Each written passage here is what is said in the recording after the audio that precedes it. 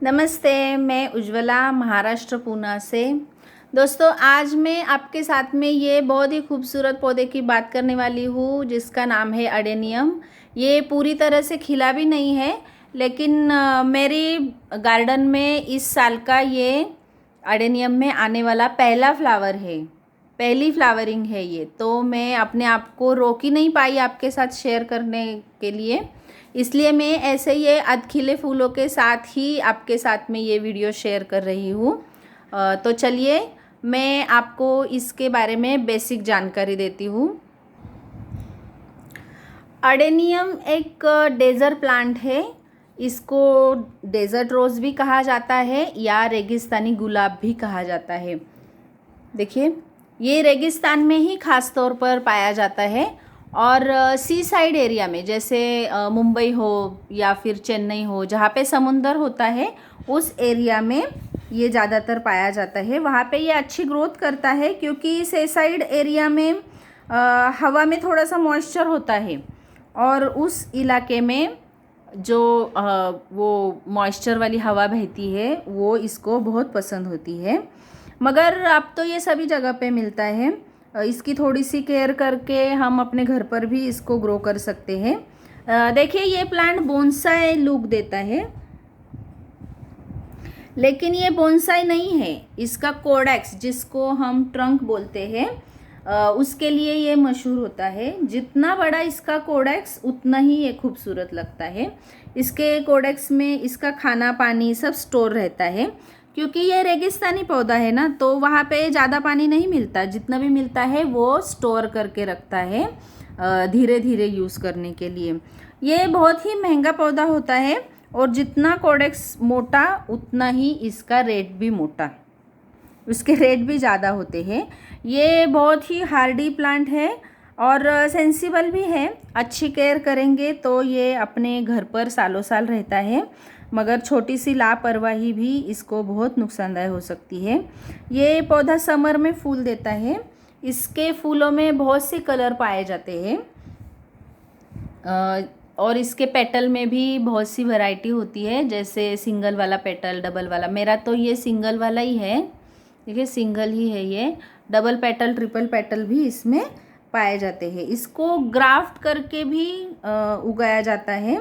जैसे कोडेक्स है अपना, ये इस पर ग्राफ्ट करेंगे अलग वाला फूल। ये कोडेक्स तो जंगली होता है, इस पर यहाँ से कट करके ग्राफ्टिंग करते हैं। और एक कोडेक्स पे ज़्यादा फूलों के भी हम ग्राफ्टिंग कर सकते हैं। और ये एक कोडेक्स पे अलग अलग तरह के फूल हम खिला सकते हैं ग्राफ्ट करके। अब उसके बारे में वीडियो तो हम अभी नहीं बनाएंगे, जब भी हम ग्राफ्ट करेंगे आपको ज़रूर दिखाएंगे। अब तो इस समर है, इसका फ्लावरिंग सीज़न है, तो इसके रिपोर्टिंग के बारे में भी हम अभी बात नहीं करेंगे, लेकिन फिर भी मैं आपको बता देती हूँ, ये फरवरी या मार्च में ही रिपोर्ट करना चाहिए और 2 साल में एक ही बार इसको रिपोर्ट किया जा सकता है। या फिर अगर इसकी रूट बॉन्डिंग हो गई, अपने गमले के जो नीचे ड्रेनेज होल है उससे इसकी जड़ें बाहर निकलने लगी, तभी उसको रिपोर्ट करना चाहिए। वेल ड्रेन सॉइल में करना चाहिए और गमले की चौड़ाई बहुत कम लेनी चाहिए। मेरी तो गमले की ज़्यादा है, लेकिन मैंने यहाँ तक ईंट के टुकड़े या कोयला भर के रखा है और इतना ही मेरा गमला है, उसकी जड़ें इतनी ही है। तो उससे क्या होता है, अपनी एनर्जी गमला ये कोडेक्स बड़ा करने में लगा लेता है और जड़ें ज़्यादा फैलती नहीं है, इसलिए इसको चौड़ा गमला ही लेना चाहिए। ये बहुत अच्छा लुक देता है। अब चलिए फ्लावरिंग की बात करें। ये इसको फ्लावर आने के लिए हम जब भी फरवरी और मार्च में इसकी रिपोर्टिंग करेंगे, उसमें 1 मुट्ठी गोबर खाद और 1 मुट्ठी बोन मील मिलानी चाहिए उस मिट्टी में।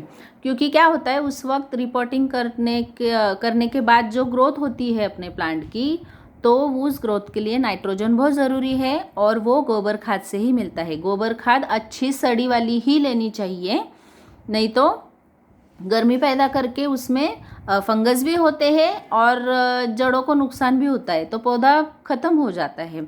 उसके बाद हम नाइट्रोजन इसको कभी भी नहीं देंगे, क्योंकि फरवरी के बाद तो समर ही स्टार्ट होता है, तो इसके फूल ही आने लगते हैं। तो बोन मिल ज़रूरी है, और उस वक्त बोन मिल डाला तो उसके 1 महीना या 1.5 महीने के बाद हम फिर से 2 चम्मच बोन मिल इसकी मिट्टी में ऐसे मिला सकते हैं इसमें। और ज़्यादा फ्लावरिंग के लिए हमें उस वक्त इसकी प्रूनिंग भी करनी ज़रूरी है। हम ऐसे यहाँ से कट करेंगे तो इसमें नई नई ब्रांच निकलेगी। मैं तो इस साल उसकी प्रूनिंग करना चाहती थी, लेकिन कुछ हो गया इसलिए मैं वो कर नहीं सकी। लेकिन अब मैं इसकी प्रूनिंग कब करूँगी, जब ये फ्लावर स्पेंड हो जाएंगे। ये मार्च, अप्रैल, मई, जून तक ये फ्लावर रहेंगे, तो बारिश से पहले मैं इसकी प्रूनिंग ज़रूर करूँगी, तब आपको मैं वीडियो शेयर ज़रूर करूँगी उसका।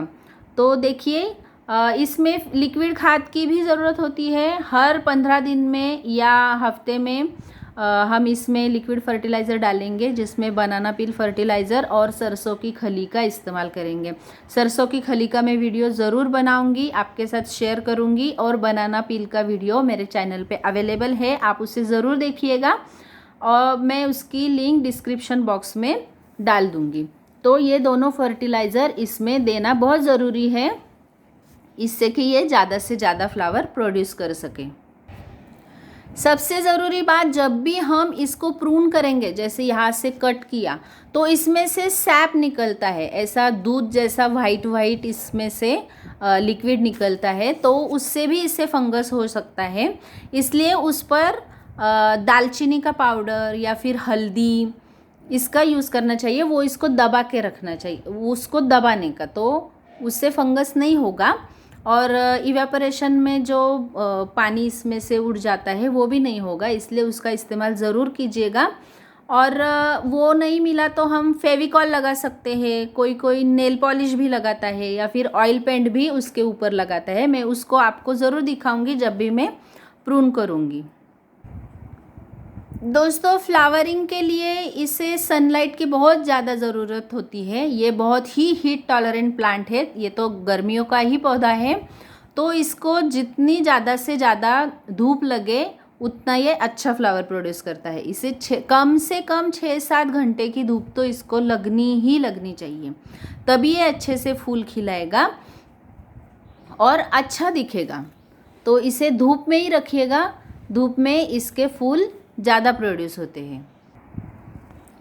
इस प्लांट में फंगस की समस्या तो ज़्यादा ही होती है, और मिलीबग भी इसमें ज़्यादा लगते हैं। मिलीबग मतलब ऐसे वाइट कीड़े होते हैं जो हमारे पत्तों के नीचे या फिर ऐसे फूलों के पास में आते हैं, तो उससे वो रस चूसते रहते हैं अपने पौधे का, और पौधा धीरे धीरे सूख जाता है। मेरे इसमें तो अभी नहीं है, मैं दिखाना चाहती हूँ लेकिन नहीं है, क्योंकि मैं इस पर हफ्ते में एक बार नीम ऑयल का स्प्रे ज़रूर करती हूँ। अपने हर पौधे में नीम ऑयल का स्प्रे हमें ज़रूर करना चाहिए, जिससे मिलीबग या फिर ऐसे कोई इफेक्ट से, फंगस से हमारा पौधा बच जाए। तो मैं नीम ऑयल का स्प्रे ज़रूर करती हूँ, आप भी ज़रूर कीजिएगा। और इसके मिट्टी में कोई भी फंजीसाइड पाउडर, मैं तो अभी साफ़ यूज़ कर रही हूँ। साफ़ नाम का एक पाउडर आता है, 40-50 रुपये में उसका पैकेट मिल जाता है, तो वो भी ऐसे छिड़कना चाहिए, और जब भी पानी दे उसमें छिड़कना चाहिए, जिससे हमारे जड़ों में फंगस नहीं होती। जब भी इस प्लांट को हम खाद दे दे तो इसके रीम के साथ दे दे, इसकी जड़ों के पास कभी भी हम खाद नहीं देंगे। कोई भी पौधे को उसके जड़ों के पास खाद नहीं देना चाहिए, उसकी जड़ें गल सकती है। इसलिए यहाँ पे ऐसे रीम के साथ में ऐसा किसी भी चम्मच से या कोई भी टूल से ऐसा करके उसमें खाद दे के फिर से उसे दबाना चाहिए। इससे जड़ों को कोई नुकसान नहीं होता है और पौधे को खाद भी मिलती रहती है। तो इसके रीम की साइड से ही खाद देना ज़रूरी है, और राउंड में दें, ऐसे एक जगह पे खाद नहीं डालनी चाहिए, पूरी राउंड में खाद डालनी चाहिए। पानी की अगर बात करें तो इस पौधे को बहुत ही कम पानी चाहिए। जब भी इसकी मिट्टी ऊपर से 2 इंच तक सूखी हो जाए तब भी आप इसमें पानी डालिएगा, और वेल ड्रेन सॉइल होनी चाहिए, जिससे पानी सब बाहर निकलना चाहिए। अगर ज़्यादा पानी हमने दिया तो इसकी जड़ों को फंगस हो सकती है, तो पानी का बहुत ही ज़रूरी है ध्यान रखना। तो देखिए इस प्रकार समर में इस पौधे की हम देखभाल करके ज़्यादा फ्लावर पा सकते हैं। इसका फ्लावर 2 या 3 दिन तक ही रहता है, उसके बाद वो स्पेंट फ्लावर को निकाला जा सकता है। एक जगह पे ऐसे 2-3 ऐसे गुच्छों में ही फ्लावर आते हैं, तो एक एक फ्लावर को कट करके निकाल देना चाहिए, तभी दूसरे फ्लावर खिलेंगे। और इसके गमले को हमेशा साफ़ सुथरा रखना चाहिए, इसमें कोई भी इसकी गिरी हुई पत्तियाँ या कुछ भी ऐसा इसमें नहीं रहना चाहिए, उससे भी फंगस का डर लगा रहता है।